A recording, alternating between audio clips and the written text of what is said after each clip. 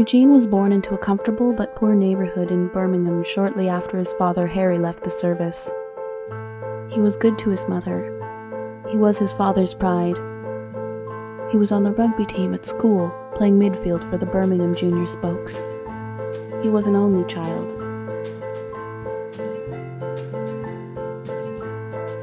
Eugene's grandfather had been chief bicycle of the Canal Patrol during the Suez Crisis. Harry was a black and tan in Belfast during the Troubles. In the 1970s, unaccompanied bicycles could be severely vandalized by Republicans.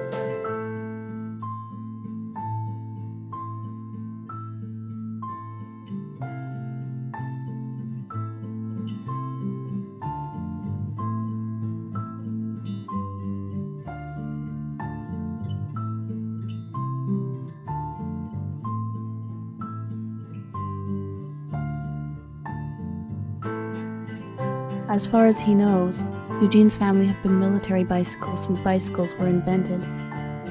Understanding he was to carry on a family tradition, he signed up for the British Army Bicycle Corps as soon as he was old enough.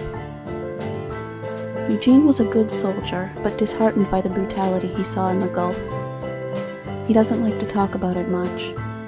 He did tell me they had no problem airlifting out without the Bicycle Corps during emergencies.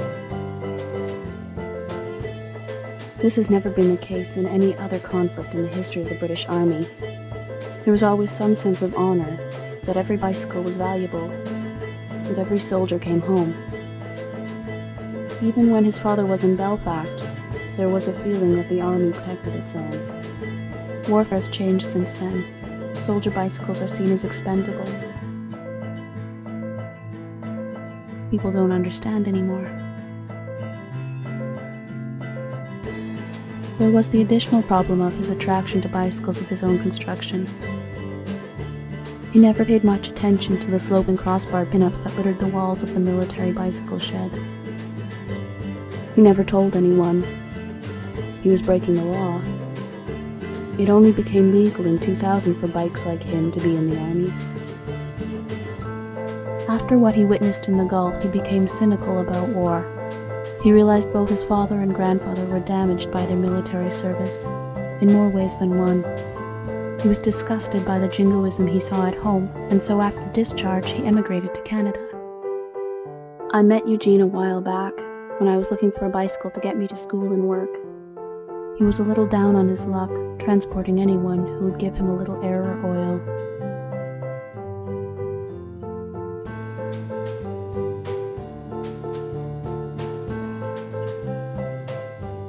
Now he's my roommate.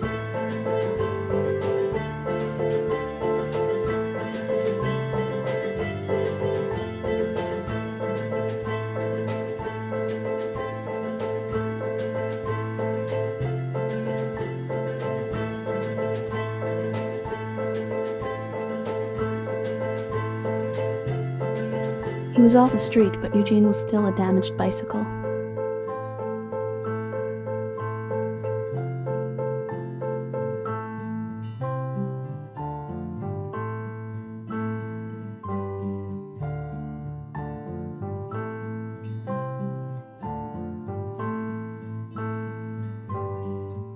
Then he met Carl.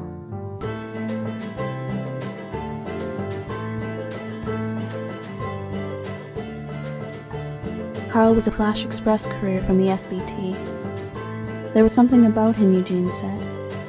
He wouldn't say much else, but I do know that Carl was the bike that helped him put the gears right.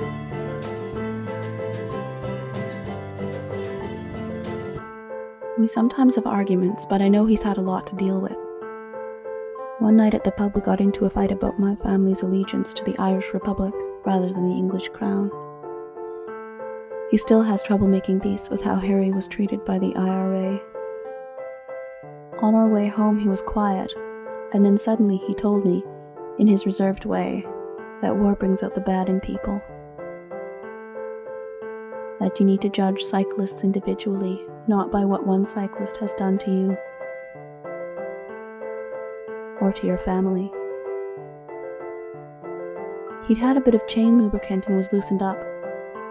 I don't think he even remembers he said it, but I do.